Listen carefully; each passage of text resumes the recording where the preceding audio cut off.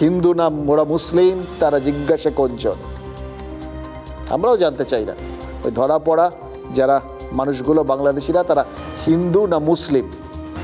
কিন্তু এক্ষেত্রে একটা অন্য কারণে বিষয়টা জানার দরকার আছে, যে তাদের ভবিষ্যৎটা কি হবে সেইটা নির্ভর করবে তাদের ধর্মের ওপর।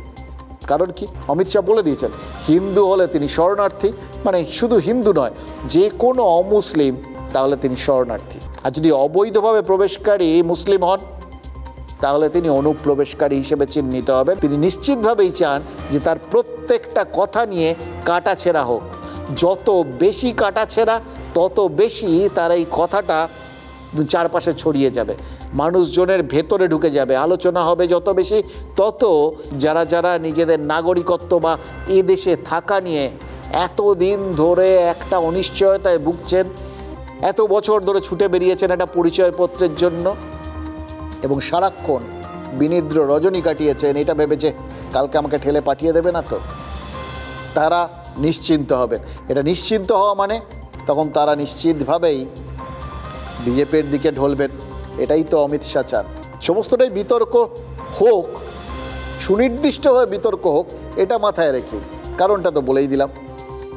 কি বলেছেন জানেন, 2011 পর্যন্ত হিন্দু আর মুসলিম জনসংখ্যার একটা তুলনামূলক হিসেব পেশ করেছেন এবং তারপর হিসেব দিয়েছেন মুসলিম বেড়েছে 24% বেশি আর হিন্দু কমেছে 4% বেশি।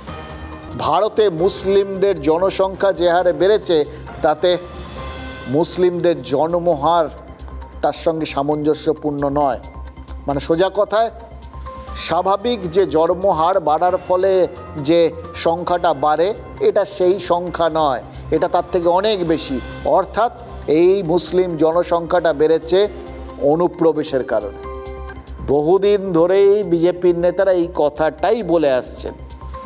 নতুন করে কোনটা কানে লাগছে জানেন, সেটা হলো এতদিন যে জিনিসটা সূক্ষ্মভাবে করা হতো সেই সূক্ষ্মতা বা রাগ ঢাক গুড়গুড়টা পুরোপুরি উধাও হয়ে গেল। এবার হিন্দু এবং মুসলিমের উল্লেখ করা হলো, যেটা সচরাচর আমরা এতদিন ধরে এড়িয়ে চলতাম।